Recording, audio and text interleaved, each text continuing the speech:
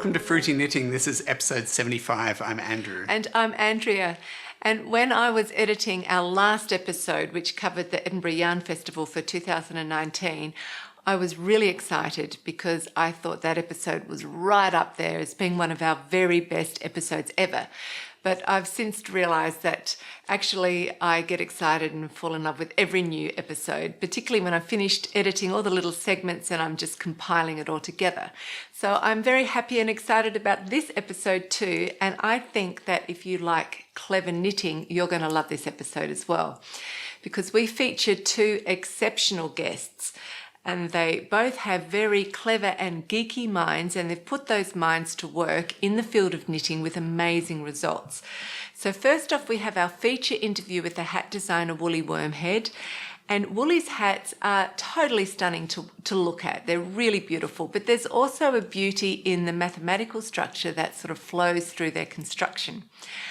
And if you are somebody who believes that hats don't suit you, Woolly is going to change all of that, because during the interview, she also gives us her special hat clinic workshop, where she just shows that there is a perfect shaped hat for every type of shape of head or face. So that's a lot of fun. And our second completely clever and geeky guest is Celia Cabo de Villa. Yep. And she features in the Knitters of the World segment. And Celia combines her previous work of creating pixel art for video games with her love of ancient Greek myths and Cherokee fables and classic Western literature. And she creates the most gobsmacking double knitting designs. She's just a new designer, so she's only got a few designs out there, but I was super curious and excited when I came across her work, wasn't I? Yeah, I love it too. I love the way she sort of combines all of her skills and passions and brings it into her designs, and I think the results are really spectacular. Yeah. So that's going to be heaps of fun. We've also got the usual updates on our current projects. We're launching another cowl, and Andrea has 2 mini tutorials on mending your knitting. So that's all coming up. It's going to be a really packed program. We're starting with me in under construction. It's going to be short and sweet, not too much to report. In the last episode, I did tell you that my current project is a child's sweater. It's designed by Martin Story, and it features a tiger design on the front. I think we've got a picture here. There it is, one beautiful tiger. Andrea did explain also last time that she actually had in mind that it was a lion's face, because this design is for our niece, Simba, who's currently 4 years old, and her mother is a big fan of Simba the Lion King. So that's what Andrea had in mind. A few people did suggest that we just swap the design out and put a lion's face in, or even take the stripes off, and that'd be good. Yeah, but it's the stripes give it the detail, and it's such a beautiful head. That's right. We've decided to stick with the design as it is because I think it is really beautiful. That's what attracted you to the design in the first place. So we're going ahead with it, and it's Simba the Tiger King. I think it's good. She'll love it. Yep. The design is knitted in parts, so it's in the flat, and I have finished the back here. That's the wrong side there. We can see the completed back, and you've given this a slight steam. Yeah. It's in parts a lot of stocking stitch, so lots of easy back and forth for me, which is fine. It's good practice. One thing that I have noticed is that I am rowing out just a little bit, and it shows up more here because this yarn is actually a combination of 50% wool and 50% cotton, and I think rowing out shows up more in a cotton yarn. Yeah. Yeah, less in a fluffy woolly yarn, it doesn't show up so much. You can see the rowing out a bit better on the purl side. Yeah. So there is the idea that to avoid that problem, the problem is that your tension is a bit looser on the purl rows than the knit rows.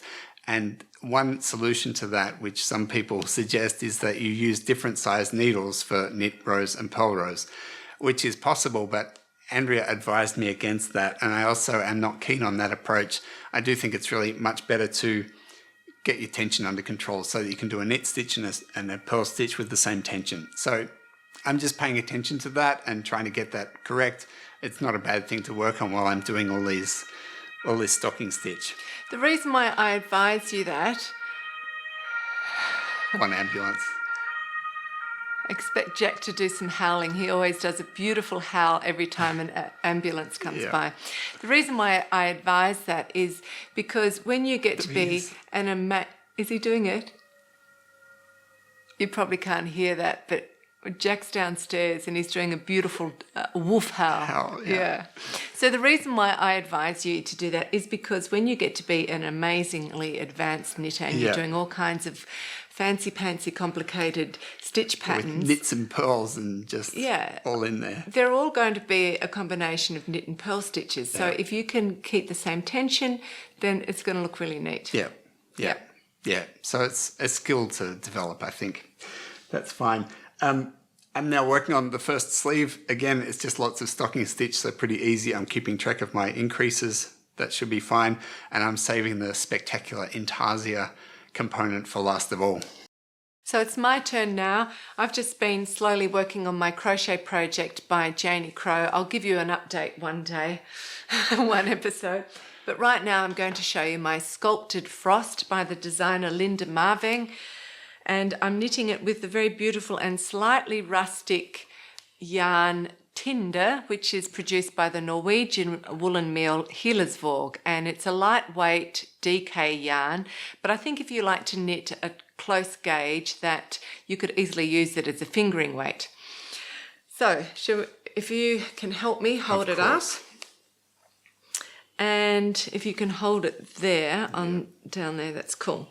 So it's knitted bottom up and in pieces. This is the back of it, and there's two large lacy flowery patterns and there's stocking stitch panels on either side, and it's a very slight A-line shaping, and that shaping's all done in the stocking stitch panels.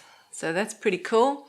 Round to the front, and the front panels are also the same lacy flower pattern here, and the V-line, there's a V-line neck shaping. I don't know, it's a very deep V neck.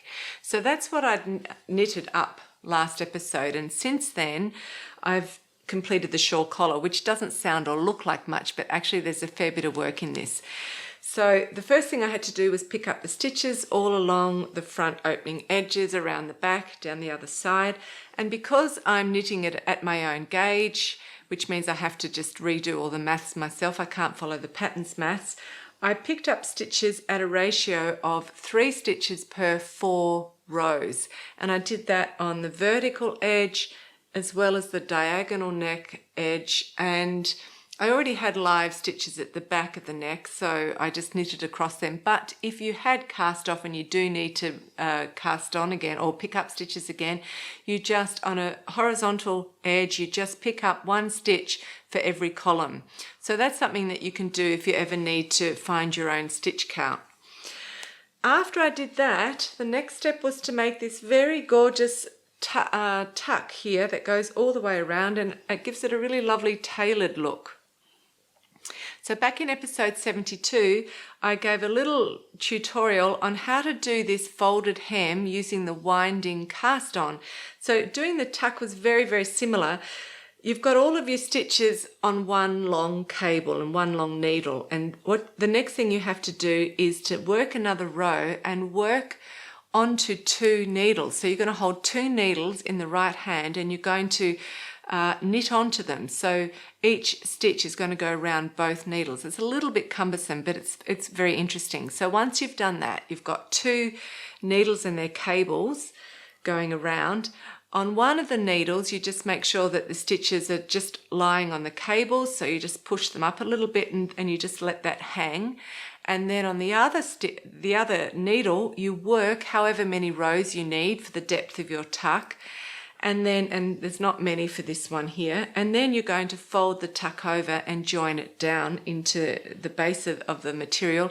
And you do that by folding it over and knitting 1 stitch from each needle together. And that's how you close it up. So it's very clever, isn't it? And it's just a really nice tailored look. Yep. After you've done that, you knit a section of garter stitch. There it is there. And then you've got your short row shaping to form the shawl collar. And that looks really lovely like that, I think, if you can see it. And then you finish off with an I-cord binding. So because of the sheer stitch count, it takes quite a while to do, but it's done. Now, I do have a bit of an interesting relationship with my garments when I knit them, because I fall in love with the pattern, and then while I'm knitting them, I don't exactly fall out of love, but I start to doubt them. I doubt whether the colour is going to work on me, whether the style of the pattern is going to look good on me, whether the pattern's actually going to work. And then when I'm almost finished, I fall in love with it again. And then that's it. I ended up wearing it when it's finished for probably every day for 6 weeks. Yeah. But the other day, an interesting thing happened to me. I opened up my closet and about 10 to 15 hand-knitted sweaters fell on top of me. And I thought, oh, that might be a sign from above to say that I need to start giving some of my hand knits away. And maybe the good Lord's telling me not to be a selfish knitter. Giving you a message there, dolls. Subtle. Yeah. I don't like to give my knitting away. I don't mind you or Madeline wearing it because I see it every day, but it's pretty hard. So I have been contemplating whether I might end up giving this as a gift. And the two candidates are my daughter, of course, and Simba's mother, who is my younger sister, Fiona. When she was visiting us last summer, she was letting out some massive hints that she'd like me to knit her something. So the question is whether she really loves this design, because whoever gets it, I want to know that they're going to wear it a lot and love it. So she has to really like this design, and she also has to be okay with slightly scratchy wool. And I know that Madeline loves slightly scratchy wool. Actually, it reminds me of the interview that we did with the Danish designer Bente Geil, and she was talking about her customers who were knitting their husbands' woolen jumpers, and their reaction would be, oh, it's scratching. Yeah. And she did that. It was just so funny seeing that. And it's so true. People are like that. An excellent portrayal of a husband. Yeah. A sensitive husband. Yeah. But you're not like that, are you? No, I'm not sensitive. No. Oh, no. So, yeah. Anyway, I've started on the sleeve, and I need to make this decision by the time the sleeve is up to the armhole shaping, because that'll determine and set the length of the sleeve. So the three of us, my sister Madeline and myself, have the same chest width, but Madeline is 180 centimetres, Fiona's 182 centimetres tall, I'm 172 and 72 centimetres. So they both have much longer arms than me, and I would have to add on an extra 3 centimetres. I have started the sleeve. Here it is here. I'm going to be really quick. And here's a picture of the original design, and you can see I've done some modifications on my sleeve. The original cuff is very, very dramatic and fancy. I knew that I didn't want to do mine quite so dramatic and fancy. So the original has got 5 tucks in it, and as well as a little tiny band of purl stitch or reverse stocking stitch. So I've just done 2 normal size tucks, and my third tuck here is a mini tuck. I did it the size of the tuck that goes around here. Because if you also have a look at the original design, straight after the tucks you decrease so that it's fitting very tight around the wrists here, and that emphasizes the dramatic cuff. And I wanted to sort of calm all of that down a little bit, so I didn't decrease so much. I decreased only a tiny bit, but because I wanted the silhouette to be fairly straight. And the idea of doing a tiny mini tuck is there just to sort of ease the tuck into the transition. The transition. And I really like how mine works, so I'm very happy with that. I have done a little mistake here. Yeah, I did notice you had a slight modification there, doll. That's a modification I'm not happy with, and I'll have to unpick. Yeah. So yeah. I'm done. But it's beautiful overall, and I think it's going to be a struggle for you. That's my prediction. To give it away. Yeah. I know I may not give it away. Yeah. Our interview with Woolly Wormhead is in 2 parts, and part 1 is coming up right now. Woolly Wormhead, we have to say, is living a very interesting life. She and her husband and their little boy are living in Italy, and they're actually in an artist's colony, which is known as Mutonia, Wooly and her family live inside a 40-year-old London double-decker bus, and Wooly's studio is built inside of 2 World War II German army trailers, somehow joined together. That's where the interview takes place, so you get a little bit of a look at that. That is apparently bulletproof for the standards of the day. For World War II standards. That's right.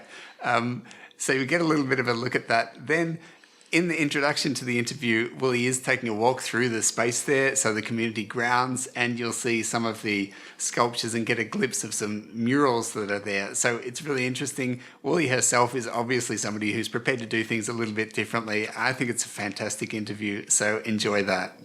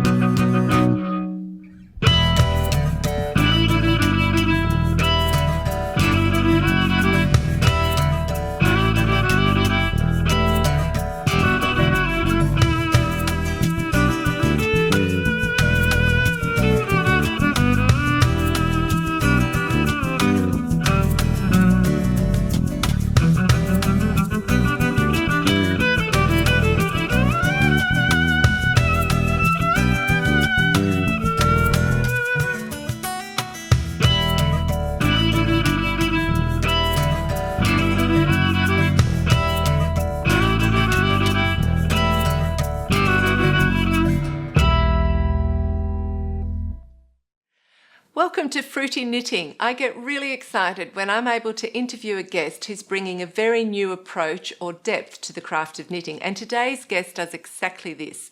Wooly Wormhead only designs hats, and she's been doing that for over 12 years. Wooly has degrees in engineering, fine arts and education, and the synergy of these 3 areas have helped her develop extremely interesting construction methods for the humble hat. Wooly aims to have beauty in the final appearance of her hats, but also to have beauty in their engineering and in the process of knitting them. So she's got a very holistic approach to her designs. Wooly, it is fantastic to have you on Fruity Knitting, so thank you so much and welcome. It's my pleasure. Thank you for having me. Good. So, Wooly, like I mentioned, you haven't always been a knitwear designer. Your background is engineering, fine arts and education. So just as an introduction, can you give us a very brief summary of what led you to knitwear design, and also say how you got your fantastic name, Wooly Wormhead? Yeah, I started my kind of career after leaving school as an electronics engineer. I was always really good at art and craft as well as maths and science. And so, you know, I was at school in the 80s and they wanted more women in engineering, so I was pushed that way. And I enjoyed the engineering, but it wasn't what I wanted to do. So after qualifying as electronics engineer and working in the practice for a few years, I then kind of decided to go back and to university and started studying an industrial textiles degree. That wasn't quite what I wanted to do either. So then I went and did a fine art textiles degree at Goldsmiths College, University of London. And that's where I was really able to explore technique and 3D form, which are my kind of 2 driving things. And then from there, I then went into education, did a postgrad in education, and went and taught art and textiles for 11 to 19-year-olds. So yeah, that's a quick kind of rundown of a marriage of engineering, sculpture, textiles and education. That's where I'm at now. My name was given to me by one of my ex-students, actually one of the students in my tutor group that I had when I was teaching. And it was an all-girls school in southeast London, and she was just kind of, and I had dreadlocks at the time. And she was trying to give me some attitude, and she was just like, "Miss, you are such a wormhead." And I just thought, I really like that. And so Wormhead stuck, and Woolly's always been a kind of sort of on-off nickname anyway, because it's always been my favourite fibre. So that's, I became Woolly Wormhead like that. Okay, so I know that you're really passionate about the designing process. So can you just give us an insight into what motivates you when you're designing? I am all about the process. I enjoy the finished hats when they're made, but the product is kind of incidental. It's really about the process for me. I'm very, very interested in structure, 3D structure in particular, and using techniques to create that structure and taking some techniques out of context and using them in a different way, perhaps. For me, it's really, really important that the design process flows, and not just the design process, but also the actual construction process as you're knitting it. Because I think if you can achieve one, the other will follow. When I start designing, I invariably start with the crown shaping for a hat, which is not necessarily somewhere that a lot of people start with, but because that's how the hat finishes, it's the finishing detail of it. That's actually a really, really important structure to have in place that will then feed in through to the other parts of the hat. So if we're looking at a vertically knit hat, I will then start with the crown first, even if I'm starting the knit with the brim. And that I've found really, really helps to make sure that my structure flows within the design, that the elements of the numbers, the maths, the mathematical structure works all the way through to the very, very end. If you start the other way round, you can start with the brim and you'll have your numbers right for the brim, and it might go into the body, and then you get to the crown and it doesn't necessarily work, because that's the most complex structure that we have within the hat. Yeah. So I want to make sure that that process works. And that's what I really find most interesting, is actually bringing those different things together. I really enjoy that. And especially the crown as well. It's something I like to champion, because I remember reading somewhere on the early days in Ravelry that on a forum, not in my group, but on a forum somewhere, where somebody said, well, why do people bother with the crown shaping? Nobody can see it. And they're just like, no, it's a really important part. It's a really, really interesting structural part of the hat, and it can be really, really decorative. And so it's nice there to start there and make that a really prominent part of it, of the actual process as well as the finished design. So let's just really quickly talk about a more light-hearted topic, and that's let's talk about different head and face shapes, because some people say that that hats really don't suit them. But you say that there's a hat for everyone, and that you also have a lot of fun with this in your workshops. So just for the people who are finding hats extremely problematic, can you give us some advice as to what we can look out for to maybe just get a more balanced look or a flattering look, or help them out a bit?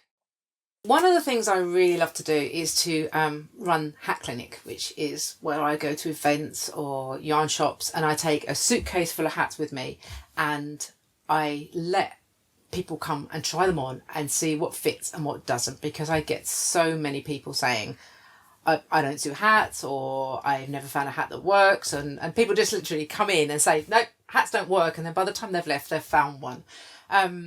And it's good fun, because I think everybody should be trying on hats and seeing what works for them.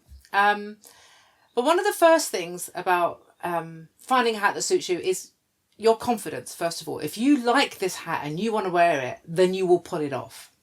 But not everybody has that. So the next thing you want to think about is balance. I'm going to try on a few hats here for you now. So on me, Cool. So you're going to have the fun of seeing me wearing the hat. What I want to do, first of all, this is one pattern of mine called Camden Cap. Now, this is a design that suits absolutely everybody. I'm going to put it, this is not quite the right size for me, because I've got a large head, and this is kind of the next size down, but you'll still be able to see how it works.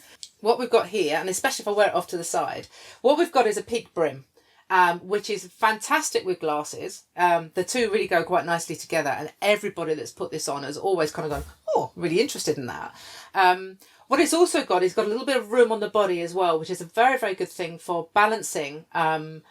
If you've got a slightly rounder face, what you want to do is to be able to make sure that you're not pulling in too tightly, because what that will do is that will emphasise the shape of the face. I mean, that's a general rule for putting on hats anyways, that to try and find the balance and not have something that's too tight to kind of make it look worse if that's some area that you don't want to, if you're conscious of something, don't emphasize it and try and balance it. So this is what this does. This does it here. You see, I've got incredibly short hair. There's hardly any hair visible here. I've got glasses on, and it's still kind of like, it looks quite comfortable. That peak brim does an awful lot to add and enhance the shape of the face. Any shape face can wear this kind of hat. What I've got next is this one. Berets aren't being worn much at the moment. They've kind of like gone out of fashion a little bit, but they still have so much to offer. Let me put this on here. And again, I'm wearing it slightly off to the side because that's something I often suggest. Add a little bit of asymmetry, kind of looks quite cool. Yeah. What we've got on this one is a rolled brim. And what a rolled brim does is it stops that pull. Like I said earlier, if you've got something that pulls in or fits too tightly, it can add emphasis and it can almost distort how you're wearing the hat. Whereas a rolled brim here is actually really, really soft to look at. It's comfortable. It still does the job. It stays on. And it's really good at breaking up the line. So if you've got an incredibly long face and you're worried about emphasising the length and you want to kind of change that, this will do that. It breaks up the visual line. Also, what I want to say about berets is don't be afraid to pull them over your ears. They don't have to be worn up here. Your hat, you want it to keep you warm, and your ears are part of your head, so you want to keep that warm. And the berets, there's enough room in a beret to do that, and it still look quite cool. So that's that one there. Excuse my quiff's getting a bit flat here.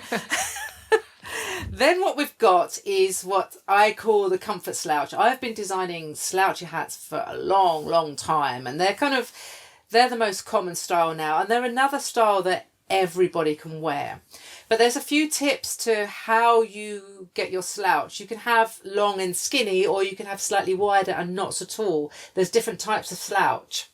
This one's done in a 4-ply yarn, so this one's quite soft and drapey. The fibre plays a bit of a role in that as well. So a stiff wool would be more rigid, well this one's got a bit of cashmere in it, so it drapes more. But what you've got here is, again, a soft line. Is a garter stitch brim. It's not too tight and grabby. You've got a little bit of interesting detail in the brim as well that breaks it up, so it softens it. But you've got just a little bit of room here to hold here. It's not hanging right down the back. Yeah. You find that especially if you're long face, having it too far down the back kind of ends up emphasising the length. Yes. It just breaks it up here. It also doesn't squash either. Like the beret, a comfort slouch doesn't grab your hair too much. I mean, it's going to squash my quiff, but I suppose that's there. But for most people, this is actually going to be quite a nice fit. I can see that. That's beautiful. And then another style that I've got is...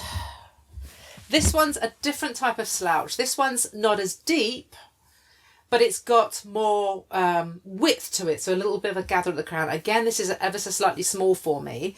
It does have a ribbed brim, but it's a twisted rib brim and it's quite soft. But what it's got here is got a little bit of gather at the top. Yeah. Can you see this? Yes. Yeah.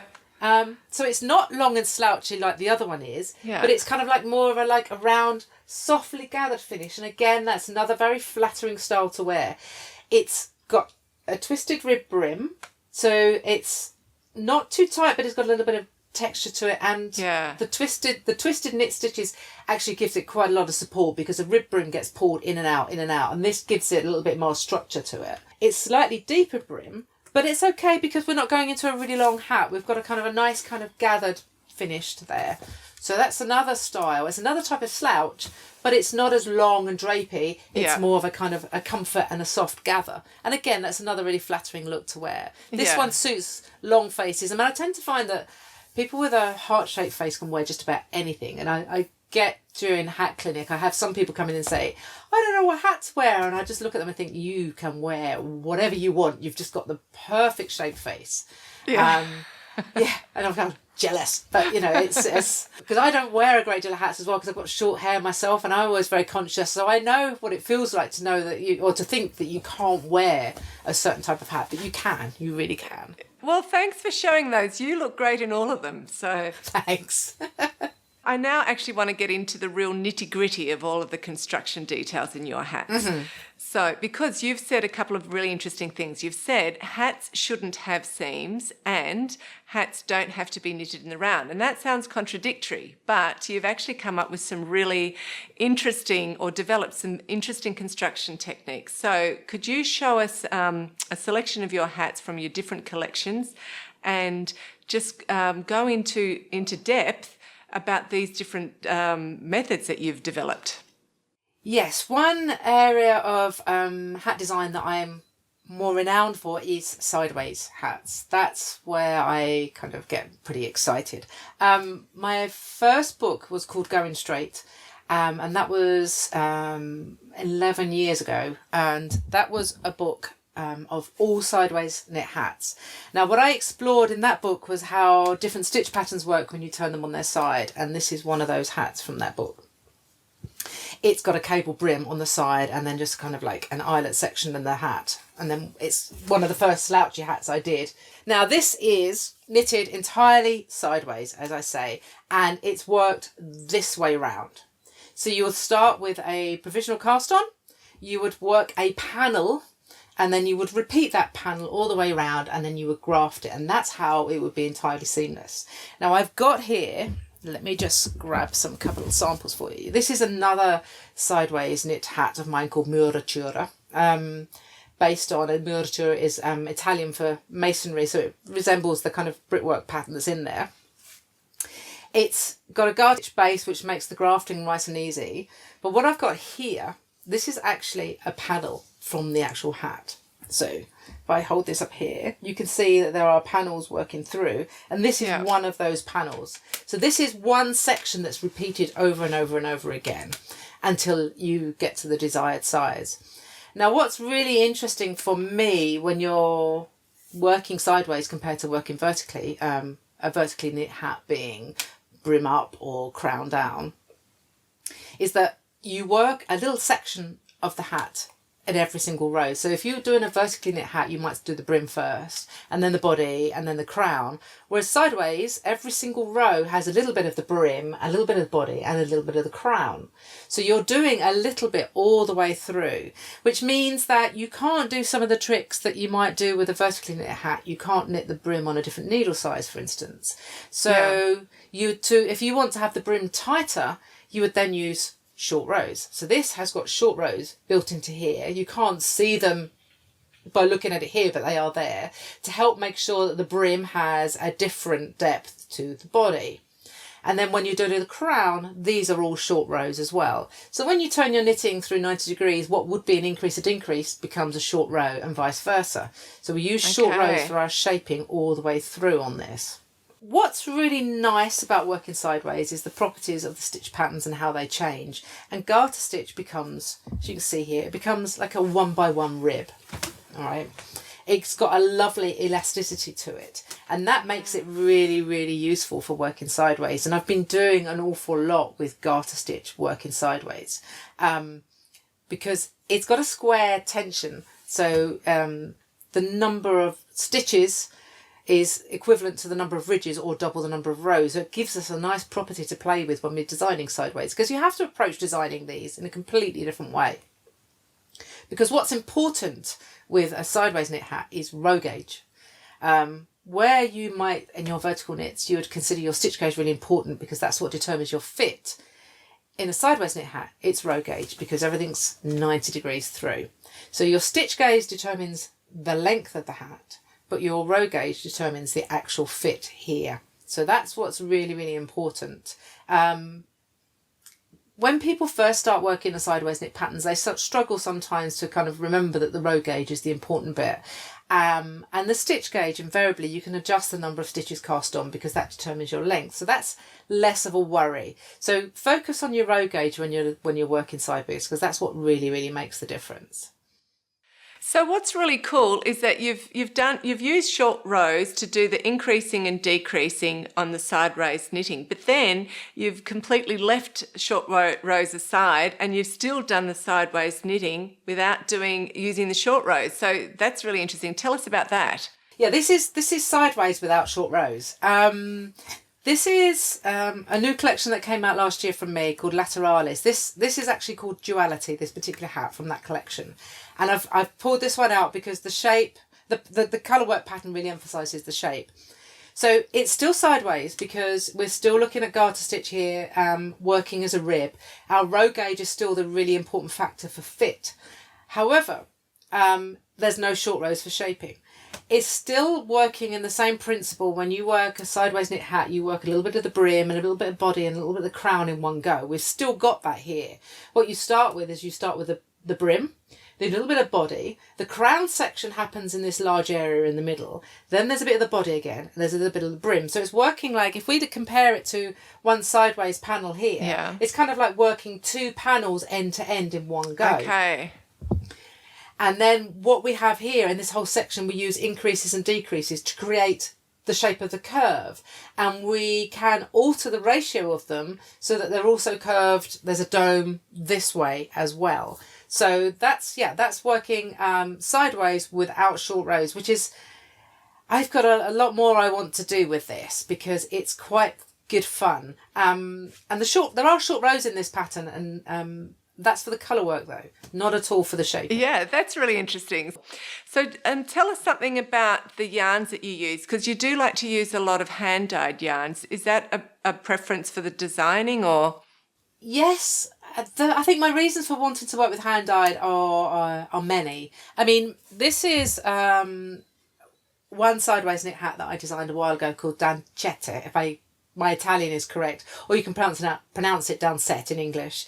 This is sideways knit with increases and decreases to create a chevron. And you can see here how the hand-dyed yarn really lends itself to the shape. It doesn't pull.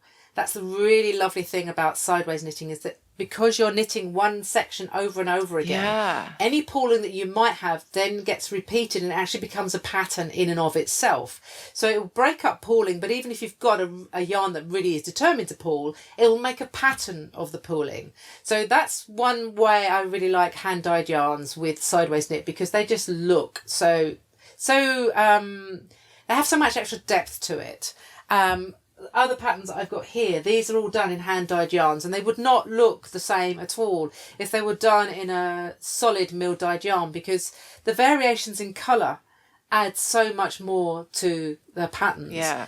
And I think that's what I like, that hand-dyed feel, that it's been made by hand, that somebody's thought about the colours that they've put into it. They're not flat at all. They're really, really dynamic, and they're individual, and it's like an artist's signature in the yarn. Yeah, and I suppose that's the same with hand spun as well. Have you found that? Absolutely. Hand spun is really, really good for sideways knit hats. Again, it brings its own character to it, and the sideways nature of working like that means that you can go with the flow of the yarn, and the yarn will break up and it will create a different pattern with the structure.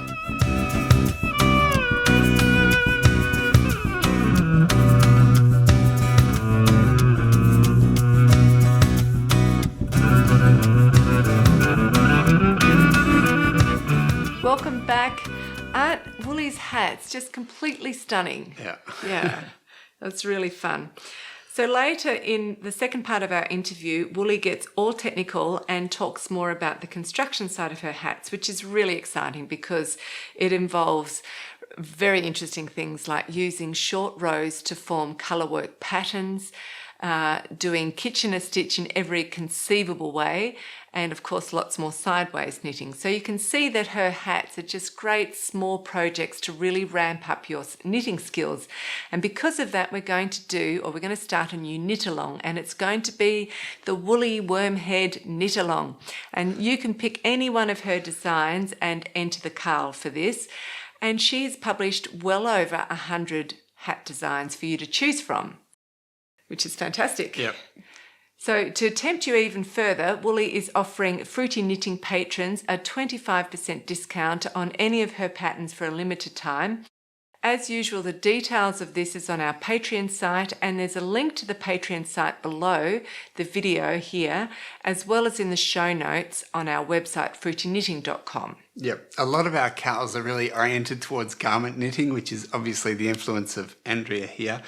If that's kept you away, then this may be a chance for you to jump in and join one of our cows, which would be great. Yeah. As Woolly said, her designs look brilliant with hand-dyed yarns and even hand-spun yarns. And a lot of people do have single skeins of beautiful hand-spun yarns that they haven't yet found the perfect project Or for. more likely hand-dyed yarns. Hand-dyed, Yeah. yes, of course. So that's one option to look at. Our patrons can also, they have one more week to take advantage of a very generous 20% discount on the Countess Ablaze yarns, and I'm sure they would also make stunning woolly wormhead hats. Totally, yeah. When all of those hand knits fell on top of me From above. yeah. It did remind me that it was about time that I did my yearly looking after my knits, washing all my hand knits. And some people have asked me, how do I keep my hand knits safe from moths? Well, so far I haven't had a problem. But what I normally do is just take them all out about this time of year when it's starting to get warmer, and I wash them all. And then I also wipe out the inside of the cupboard so that there's no dust or little bits of skin cells, old skin cells. Because that's what the little eggs, that's what moths like to eat. Yeah. So I clean up the cupboards, and then I put the freshly washed hand knits back in with fresh moth paper. So that's what I have to do. And but this year I have noticed some moths flying around, not in my cupboards, but here in the lounge room, and that's making me somewhat nervous. So what I'm going to do, and this is a huge task, so you can help me, right, is after I've washed all of these, because we've got so many hand knits now. Do we? Yes, we do. So after I've washed them all, we're going to put them in plastic bags, and I'm going to stick them in the freezer and for 2 days. And then I'm going to thaw them, and then I'm going to stick them in the freezer again for 2 days and thaw them, because it's the little eggs that when they hatch, that's what eats the wool, not a full-grown moth. And to kill those eggs, they have to be frozen and thawed twice. Then you know they're killed, otherwise they may not be. So that's what we have to do for that. It also reminded me that I do need to do some repairs. There's some much needed repairs. And you might remember about a year ago, Andrew knitted me this pair of socks. And I totally love Andrew's socks because he knits them at a very tight gauge, so they're nice and snug on my foot. They're really good socks. They're great socks. But as you are all witness to, they take a very long time to knit. That's a really long time, yeah. So they're very valuable. Most expensive socks in the world. Yes. Probably. And unfortunately, this pair of socks only lasted 4 wears, and then there ended up being a hole in the heel of one of them, and the other side was threadbare. So that was very disappointing. And given the hours it takes for Andrew to make me a pair and how valuable they are, I had to repair them, obviously. So I do have enough of the yarn that was used to knit the socks left over so that I could repair them in the same colour, but I chose not to. This yarn doesn't have any nylon in it, and I didn't want to repair it again and then just have the repair wear out after 4 wears. So I used a different yarn, and this yarn is the Rowan Fine Art, and it doesn't have nylon either. It has a mixture of silk, mohair and wool, and it is one of the best sock yarns I've ever come across. And I knitted these socks actually, and they've been worn many times, very roughly, and there's no sign of any wear and tear. So unfortunately this yarn is no longer available. They don't produce it anymore, which is totally crazy. It's one of the best yarns I've come across. So you can see that my mend, top of my list was not to have an invisible mend because I've used variegated yarn in a different colour. But you're not going to see this anyway because the sock's going to be inside a shoe. So it doesn't bother me at all. And I've done 2 different types of mending one for just a threadbare area and one for a big hole area. And these types of repairs you can use anywhere. You could use them on elbows that have worn through, or holes that have been caught or catched anywhere on the body. And if you do it in the same coloured yarn that you knitted it in, it'll be a very almost invisible mend. Yeah, so I've done 2 mini tutorials, one on threadbare mending and one on big hole mending. So coming up right now, and they're very short, is the mini threadbare mending one. Straight after that, you're going to meet Celia Cabot de Villa, who is our knitter of the world. And later on in the program, you're going to see this mini tutorial on how to mend a hole. So I hope you find it helpful.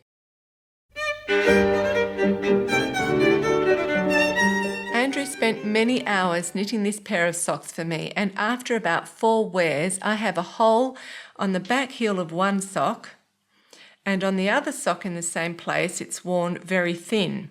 So I'm going to show you 2 different methods of repairing these areas. And these 2 methods of repair create a very neat finish and can be used to repair worn out areas and holes in more visible places on garments other than the heel of a sock. So primarily my goal is to reinforce the weak areas on both socks so that they're going to be strong and be able to handle a lot more wear. I'm not concerned with making the repair on my socks invisible because the repair is going to be inside a shoe and won't be seen anyway. So I've chosen a yarn that's stronger than the original yarn. This is the original yarn because I want the repair to really last, but it is in another colour and the patch will be seen clearly. But if you use the original yarn to do your repair, the finish will be very neat and as close to invisible as possible. First of all, I'm going to show you how to reinforce a sock that is threadbare but doesn't yet have a hole. And I'm going to do this with duplicate stitch, which will reinforce these threadbare stitches and create a thick padded area which will still be really comfortable to wear. So I like to start at the bottom of the problem area and work upwards. And you don't want to start your patch directly on the threadbare area. You want to include some solid stitches around the threadbare area so that the edges of the patch won't be weak. So start a couple of rows below the weak area and a couple of columns on either side to secure your patch. I've got my wooden darning egg inside of the sock and I've attached a very long piece of yarn to my darning needle. And I'm now going to go up through the heart of the stitch exactly where I want to start, which will be here. And I'm going to leave a tail about 10 centimetres long so that I can darn that in at the end. Then I'm going to duplicate stitch right across this row of stitches here. So I'm going to try to follow it. So I go up and I put my needle behind the 2 strands of the legs of the stitch above and pull the yarn through, and then I go back into the heart of my stitch that I came out of and under and through to the heart of the neighbouring stitch on the left, and then I repeat the process. So now I'm going to go to the 2 legs of the stitch above, through them, back into where I came from and through to the heart of the neighbouring stitch on the left. You want to keep going with this process. The heel of this sock has actually got every second stitch a slipped stitch, which makes it twice as long as the stitch next to it. So it means it's a little bit uneven to do this method, but it doesn't really matter. And if your wear and tear area is a little bit asymmetrical, you can easily just go up and down a row as you're going along. So when I'm at the end of the row, just remember that you don't want to stop on the last weak stitch. So I've gone a few columns further. And to go up into the next row, you insert your needle back into the stitch, into the heart of the stitch where you were, and straight up into the heart of the stitch above. And then you can either work a little bit awkwardly like this, going backwards, so up through those 2 legs and back down into the heart, or it's actually easier to turn it around and work backwards. So you go back into the heart where you came out from and into the heart of the neighbouring stitch. I've finished doing the duplicate stitch all over the threadbare stitches as well as the outer solid stitches that surround the area. I used variegated yarn to do my repairing, so my patch is all variegated as well. But this is actually going to feel very padded and comfortable, and you can imagine that if you did the repair in the same thread as the sock was knitted in, it would be almost invisible. So that's one way of repairing a threadbare area of knitting that doesn't yet have a hole in it.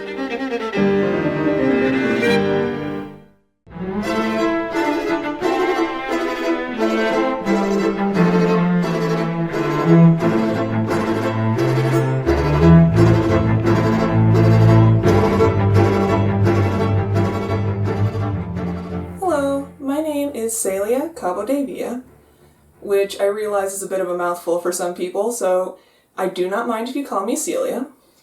I am a new designer from Colorado here in the United States, and I specialize in double knitted accessories.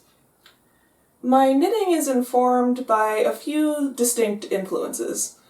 The first of which being somewhat surprising in that it is pixel art for video games. The techniques used to create pixel art for those types of old games has a lot of overlap with how you would go about creating a colorwork chart. So I already had kind of a background in that when I started knitting. The second is vintage patterns, particularly from the period of around the mid-18th century to the early 19th. That was a period of time that was very exciting for crafters because of the advent of photographic plates. Photographic plates were the precursor to the film that we're currently familiar with. And for the first time, it allowed crafters to place an actual image of the project in the pattern for people to work off of, which was particularly important when your population isn't as literate as it is now. There was this huge push at that time period to re-release all of these patterns that were vintage even then in this new format. The third, and arguably the biggest influence, is my love for stories. I believe that you can find good stories pretty much everywhere you look, be that in fiction, history, in science. It's really everywhere. And by combining these stories with my knitting, I feel like I can kind of illustrate in yarn all of the things that I'm most excited about. The first piece I'd like to share with you today is called Wolves Within. It is inspired by and named after a Cherokee fable. In the story of Wolves Within, there's a young boy who goes to his grandfather following a terrible argument with a friend, and he's not really sure what to do about it. So he tells his grandfather about this conflict within himself, and the grandfather listens and tells him, within all people, there are two wolves. The first wolf is the wolf that contains all of our kindness, our forgiveness, our gentleness. It basically has all of the traits that we associate as positive within ourselves. The second wolf is the wolf of the more negative impulses and emotions. It's the wolf of sadness and impatience and fear. And these two wolves are constantly at war with each other over every decision that a person makes. And the grandson listened to this and asked, well, grandfather, which wolf wins? To which grandfather replies, the one you feed. Which I just thought was the coolest metaphor for morality. And the way that I did this pattern further goes along with that metaphor. The techniques used on the wolf and moon sections are primarily pointillism. And pointillism is a technique that allows you to use two strands of yarn, in my case black and a white, and it creates all of these different shades of gray when you step back, which allows you to pack a lot of what appears to be detail into a very small area, like a scarf. It's also very apt for the metaphor in that when you are knitting it, there are all these distinct black and white dots it looks like kind of a mess up close, but you can tell what's white and what's black very easily. But once you take a few steps back, all these shades of gray come in. Much like with human morality, when you're in a situation, it might seem very clear what the right and the wrong thing is, and what you should or should not do. But when you take a few steps back, all those shades of gray come in again. And those shades of gray are generally where most of the human experience lies. Things are generally not so cut and dry. So that, I thought, went with the metaphor well. And also, double knitting as a technique, you have a dark strand and a light strand constantly working together in balance. Where there's a light strand on one side, there's a dark on the other. And when you switch colors in a double knitting pattern, there's the equivalent of a float when the yarn travels from the front of the work to the back and vice versa. So what looks like a very smooth, sort of polished finish, it's smooth on both sides like stockinette, in the middle there's this invisible tangle that holds it all together and keeps it one distinct piece. I also wanted to include some geometric representational type of art as a nod to the very beautiful textiles I've seen displayed at the Denver March Powwow. The powwow is attended by well over 100 tribes at this point, and they do a number of different things to try to foster unity between all of these different cultures, some of which had been at war for hundreds of years before Europeans got here. The dancing is a big part of it. The men do a dance honoring the prairie chicken, which kept many, many people alive during the hard days of the Trails of Tears. And the women do the fancy shawl dance. And the shawls that they bring are just amazing. Some of them are beaded, some of them are fringed, and many of them feature these geometric shapes that represent different parts of nature. So, as a nod to that, I knew that I wanted to do something geometric. So this is packed with symbols. This little motif, which is repeated in different places on the scarf, are representative of these scrubby little cactuses we have here. We're actually a high desert climate in Colorado, so I wanted to represent that. There are elements in there representative of rocks, of minerals, of wildflowers, and cactuses that grow in high altitude here. The wrong side for the wolf and for the moon section. I debated whether or not I should actually do the moon in this scarf, because once you look at the wrong side, it doesn't really look like a moon anymore on this side. But I decided to keep it in because what it does remind me of is a neutron star. A neutron star is about half a step away from being a black hole. It's very similar in most of its properties, very dense, it sucks things in, it doesn't really give light like you would expect a star to. It goes along with the metaphor in the way that the moon is a bright, life-giving sort of symbol for all of us here. And the neutron star is looking to something a little darker that just sort of sucks things in and gives nothing back. The next project I'd like to share with you is the Wonderland Adventure Scarf. It is based, as you may have guessed, on the adventures of Alice in Wonderland. Each of the 12 chapters of the book is represented by 2 different color work portions, a chapter heading and an actual illustration for that chapter. So all of these things relate to events in the book. The majority of these I did from scratch in the graphic editing program GIMP, the same way that I would do those pixel art projects that I mentioned earlier. But there are a couple of motifs on here that came from the vintage patterns that I also mentioned earlier.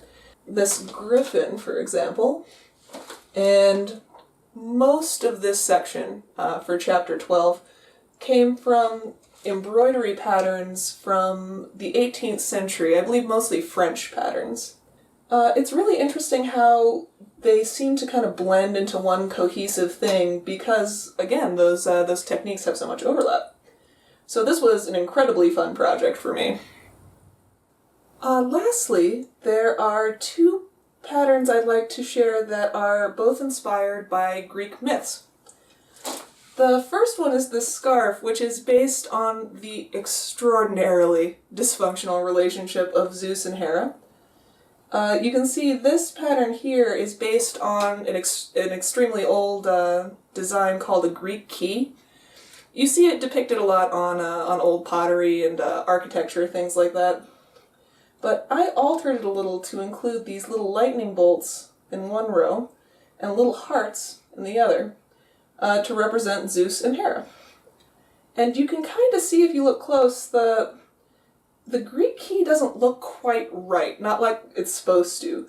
They're curling in different directions, they're not lined up the way that a Greek key is supposed to, so I feel like that shows kind of their dissonance.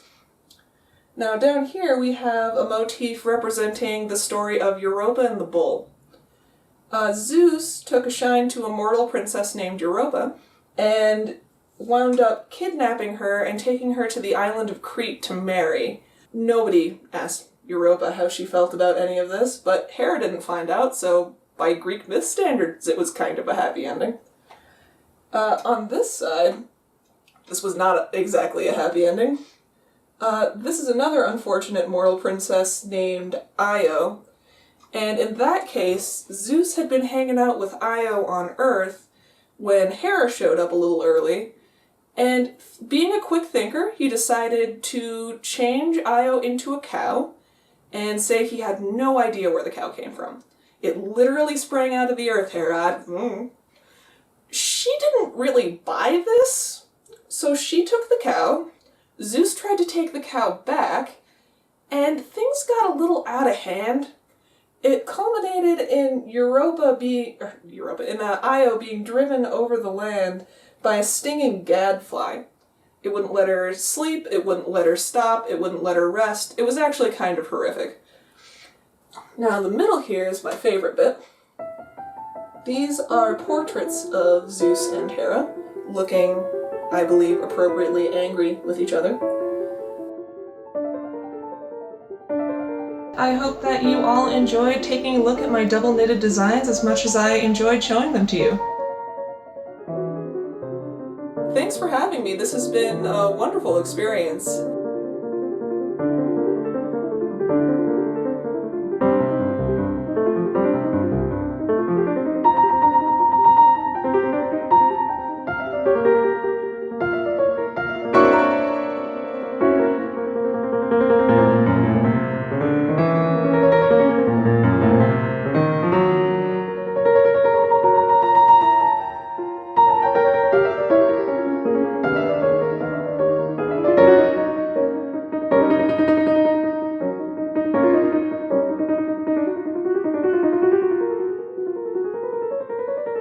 I totally love Celia's geeky mix of, philosophy, 18th century embroidery patterns. There was astronomy and her ancient Greek myths. Yep. It's a really quite bizarre and intoxicating mix, but she combines them so well together, and she tells such a good story, doesn't she? Yeah. I really appreciated her observations about the black and white pixels or stitches up close. When you take a step back and view it in the broader context, it all turns a little bit grey, which I think is a timeless message and still relevant for us today. It's very relevant for our political situation. Yeah. That's true. And I also thought that the Alice in Wonderland Carl, Madeline would love. She loves everything about Alice in Wonderland. Yes. And I thought maybe that could be a long-term project for you, and you could knit it and give it to her for her birthday in October. October, okay. So now to October is long-term, yeah. So you think I'm indulging in too much stocking stitch and it's about time for a challenge? Yes. Okay. Good-o. Celia is offering Fruity Knitting patrons a very generous 40% discount off her patterns. We know we have some very excellent knitters, very talented knitters amongst our patrons, so maybe some of you would like to expand your double knitting skills along with me with Celia's incredible designs. So now it's time to thank all of our wonderful patrons, because through their financial support, we are able to keep producing the show. And we want to ask you, if you are watching the show regularly, please do take the time to go to the Patreon site and become a Fruity Knitting patron. This isn't a hobby. This is a ginormous amount of work. It's my full-time work, and we're wanting Andrew to join me full-time as soon as possible. And we want that so that we can have 1 or 2 evenings a week free or off to do something else, or just simply relax, or one of the days on the weekend free. And because we seriously haven't had that for over 2 years now. And I do appreciate that it's hard for some people to understand or imagine that workload. But if you haven't tried to do something similar to this, it is very hard to judge just how much work goes into producing a show like ours, and to do so consistently every 2 weeks. We're really committed to keep doing it. We love it. We're very dedicated to doing it. So please help us do that by becoming a Fruity Knitting patron. Thank you. Now, I also have to do a few repairs on these jumpers, so I want to quickly show them to you.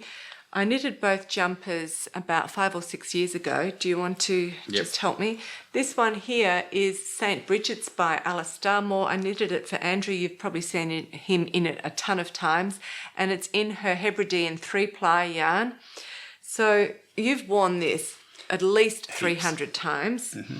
And this one is Nakraga. It's also an Alistair Moore design, and also in her 3-ply Hebridean yarn. And I knitted that for Madeline. And she's worn that at least 300 times. So we can wear jumpers here in Germany for at least 9 months of the year. And both of you just live in my jumpers, don't you? Yeah, each of us love these 2 particular jumpers. Yeah.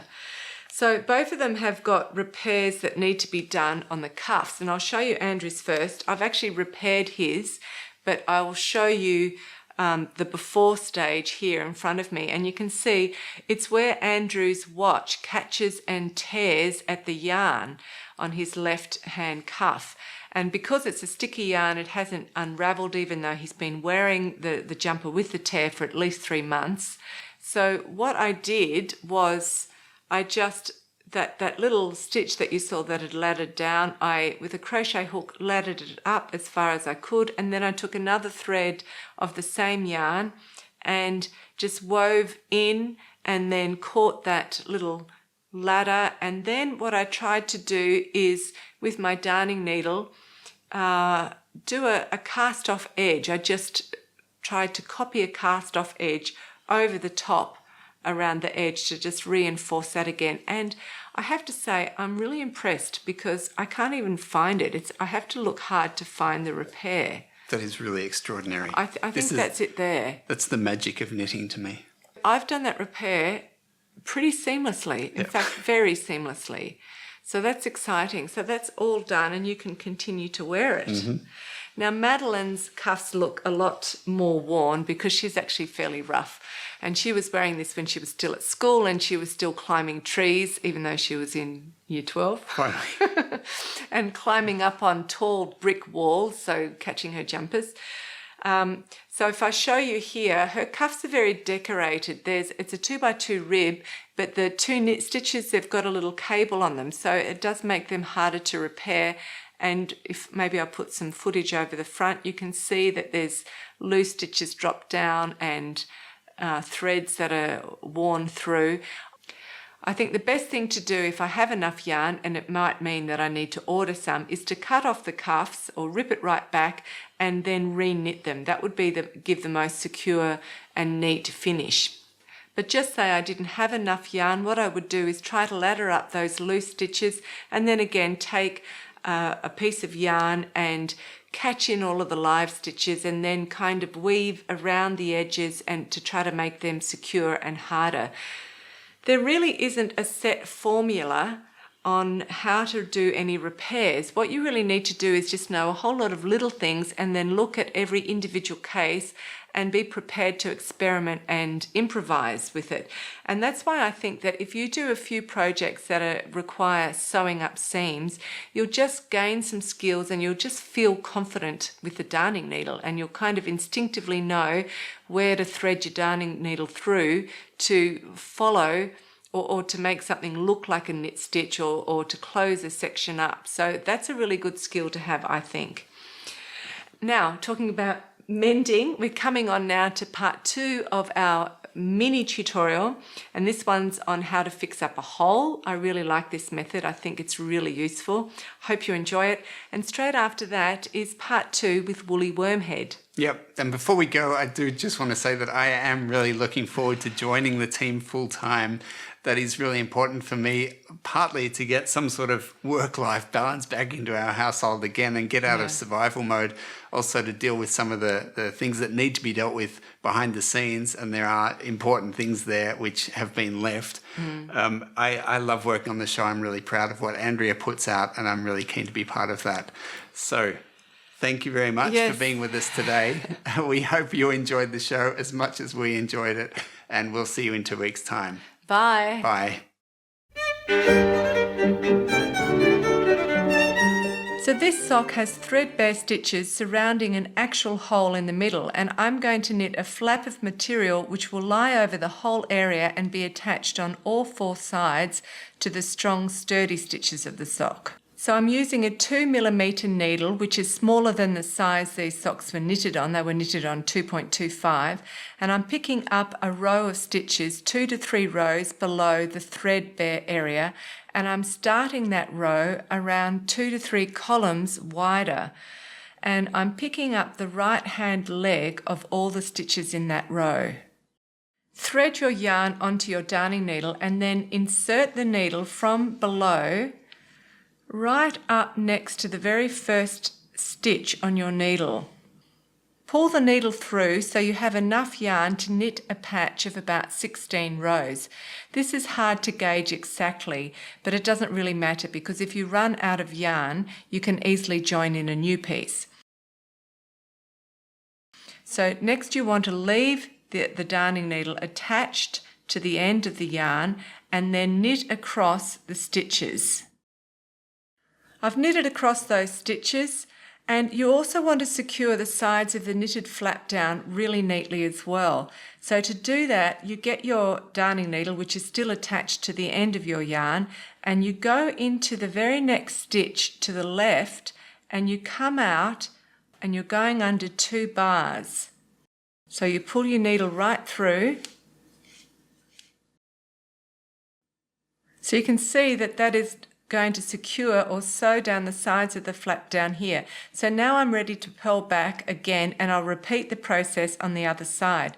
Now if you want to get a really smooth edge to your flap, what you do is slip the first stitch purlwise of the row. Don't knit it, just slip it purlwise and then work the rest of the row. So I've purled back, and just so that you can see the side stitches again one more time, I'm now ready to secure the side of this side of the flap. So I put the needle in to the next column and up and under 2 bars and pull it through. The reason why you want to come out 2 rows above is because you're going to be working 2 rows before you get back to that side again to secure it. I've repeated that process until the patch is long enough that it covered both the hole and also the threadbare area above it. And now I've finished on a right side row, and I've also anchored my yarn to the side column just up 1 row. So now I'm going to turn it around, and with a second needle I'm going to pick up stitches in a row that's exactly where this patch needs to be sewn down to, and I have to pick up exactly the same amount of stitches. I've got 19 on my needle because then I'm going to Kitchener stitch them together. I've picked up 19 stitches on my second needle, and I'm ready to join them together with Kitchener stitch.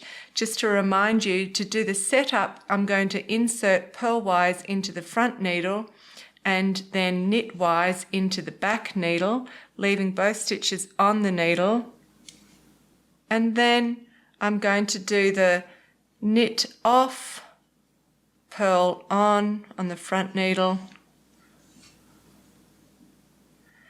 and purl off, knit on the back needle, and do that right across the row. So when you finish the Kitchener stitch, you just turn the sock inside out and weave in the end. My patch is finally finished. You can see how neat it is. It's joined on all sides very neatly. I think this is a really good way to repair the heel of a sock. It's very cushiony. You could also do it on elbows, worn out elbows. So that's 2 ways of repairing worn out areas of knitting. And if you use the same yarn to repair as what you knitted the garment with, you'll have really neat and almost invisible finishes. And the repair should also be strong and sturdy and last a long time.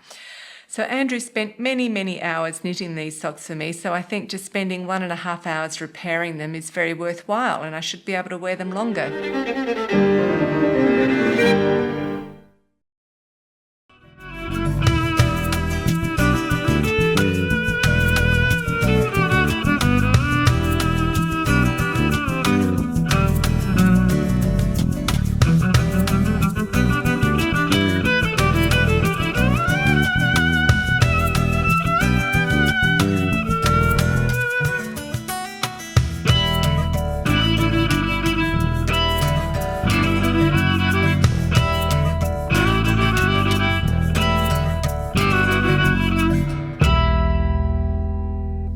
To show you some examples of how sideways knit hats and using short rows in different ways have worked, especially with hand-dyed yarns.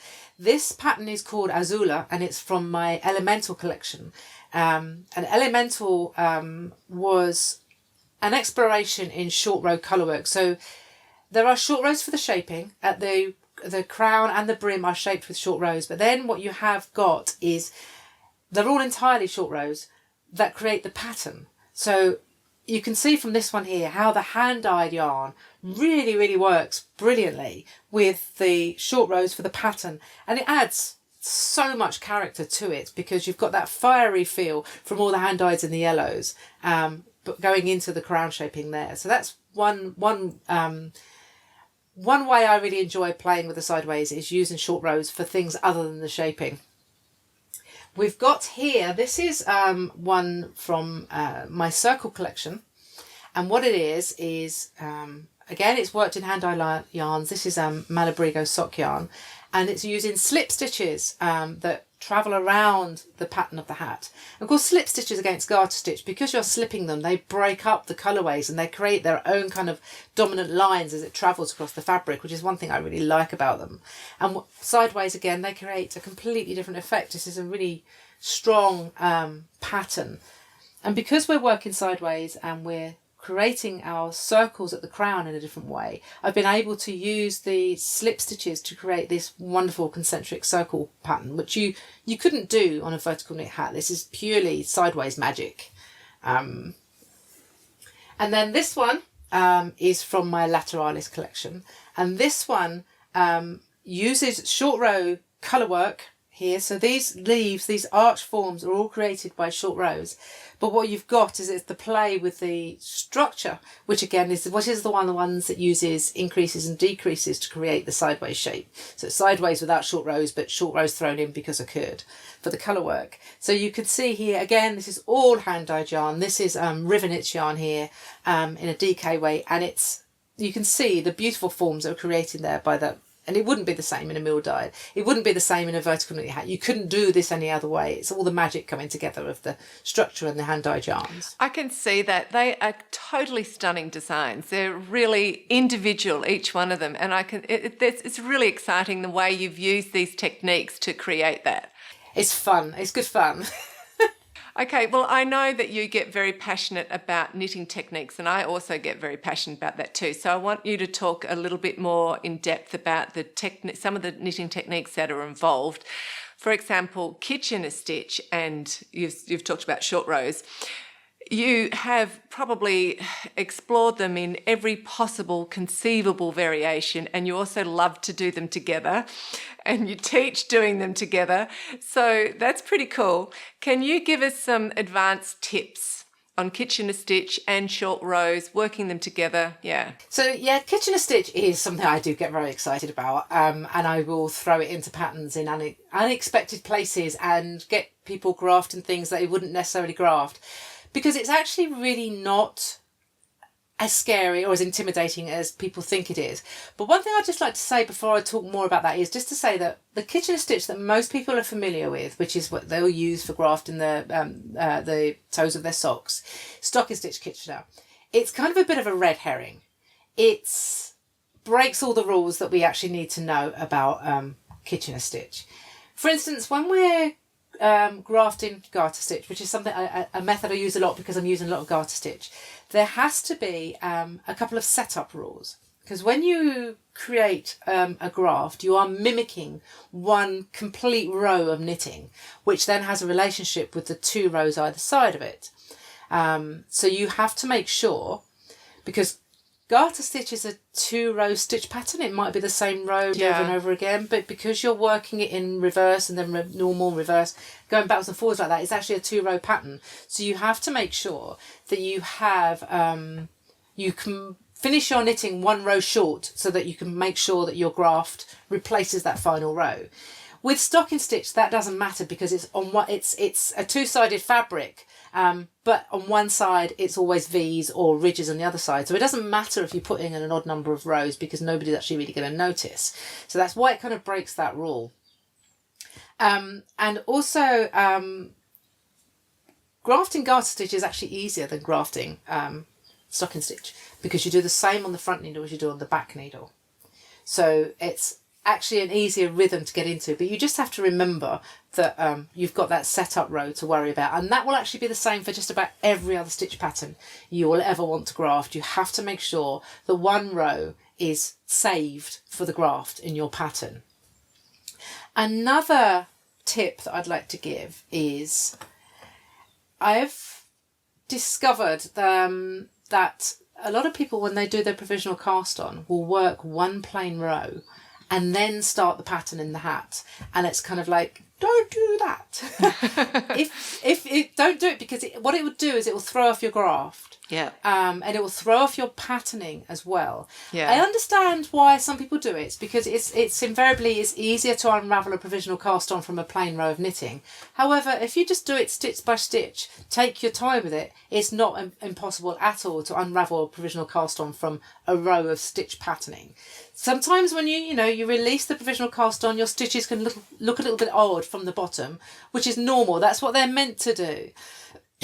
So don't worry about that. Just take your time, but do not put in a plain row after your provisional cast on, because it will mess things up for you. Well, they're really good tips. And what's really interesting is that most people learn Kitchener stitch on stocking stitch, but like you said, that's actually it's an oddball, isn't it? Stocking stitch, the way it works, it's the odd one out. So. But can you say something also about combining short rows in Kitchener stitch and also maybe mosaic knitting or other kinds of stitch patterns? What you would do when you're grafting across short rows, you would just treat the short rows as you would do if you're knitting them. So if you're doing you've got German short rows and you just knit into the double legs together to close them off, you would just treat them as 1 stitch when you're grafting them as well. Or if you've got a wrap and turn and you have a particular way of picking up the wrap and knitting it with its stitch, you would do that with the graft. If you knit into the back of them together, you do need to physically twist the stitches forward so that you mimic the knitting into the back of the loop by physically moving it. But other than that, it's exactly the same. Some of those stitches really, as I say, the Kitchener stitch is often kind of seen as quite a scary thing, but it's not. It's just doing your knitting in a slightly different way. So say, for instance, you want to do a decrease into your graft, you would literally just graft 2 stitches together. If it's an SSK and they need to be done through the back of the loop, then you'll want to twist them, because you can graft into the back of the loop, but it actually breaks up your rhythm. So I always recommend just physically twisting the stitches, because then you don't have to worry about breaking up your motion or whether you're inserting knitwise or purlwise. So that's all grafting is. It's just mimicking your knitting, and you think about whether or not you need to create a ridge or a V. Do you need to have 2 stitches together or have them apart? And you can achieve so much. Anything that can be knit can be grafted. I haven't mastered all of them yet. There's a couple of stitches that people do mention to me. I need to practice some of those before I've got them sussed out. But it's anything that can be done can be, anything that can be knit can be grafted. So, and for instance, with cabling, you would just rearrange the stitches on your needle in the order that they would have been knitted, and then graft them. Yeah, that's you can absolutely do that. Or if you've got a stitch pattern like that that has a length of repeat, what I would always suggest is to try and make your graft row the row of least resistance, if you like. Yeah. So I mean, where I found, going back to this point about how people often put a plain row in after their provisional cast on before they go into the patterning, I always say don't do that, because if you do that and you're going to do a graft, say you've got a 2-row lace pattern. Yeah. If you do a plain row after your provisional cast on and you keep that as part of your knitting, that then means you've got to put your pattern into your graft. So you've got to put your yarn overs and your decreases into the graft, and they're not particularly complex, but if you start your knitting with the pattern row, that then means your graft is the plain row, and that's just a lot easier to manage. You can just literally graft a row of stocking stitch rather than worrying about whether or not you need to put decreases in. So if you've got a stitch pattern repeat that has more than one plain row in it, try and make your graft that row so that it always. That is not always, but it just makes things easier for you. Cool. I'm going to have to definitely do your hats, because I want to play around with these grafting and Kitchener techniques more. Okay, so can you just say 10 words on blocking? Just 10? Just or have Block a go your at hats. 10. Block your hats. That's 6. Okay. Always block your hats. Always. They don't have to be stretched. Mm-hmm. If you've got a lace hat, then yeah, you want to kind of maybe block it over a balloon or a vase or something. But what you can do, you can also block your hat flat, because blocking, what it does, it sorts your stitches out. And I'm looking around the studio here, but I haven't got one to hand. What I tend to use is a splatter guard. Mm-hmm. They're a nice round device that let the air come through, and they allow your hats to block really nicely. And I've got a trustworthy assistant about to grab one for me. Here we go. One like this. These are perfect for blocking hats on. That's good to know. So we need to finish up, unfortunately. It's been really cool to talk to you. But just as the last question, what direction is your next collection of hats going to take? So what's going to be new for you? They're going to be sideways. I've discovered recently that mosaic knitting plays really nicely with short rows and sideways. So I want to explore that some more. And I've got another little collection of ideas coming together for more sideways, but different ways of creating circular effects. So using some short row colour work, some different types of sideways constructions for mimicking circles and curves. That sounds fantastic. That sounds really, really exciting. And it's interesting because brioche sort of came in with a big flood, and now I think mosaic knitting is the new trendy thing that's coming up. So it'll be really interesting to see what you do with it and how you explore with it in the sideways angle. Yeah, it's going to be fun. I'm looking forward to it. Well, look, thank you so much for giving us your time. Thanks for having me. I've enjoyed talking to you. Cool. Okay, so we'll say goodbye to the audience. Bye. Okay, bye-bye.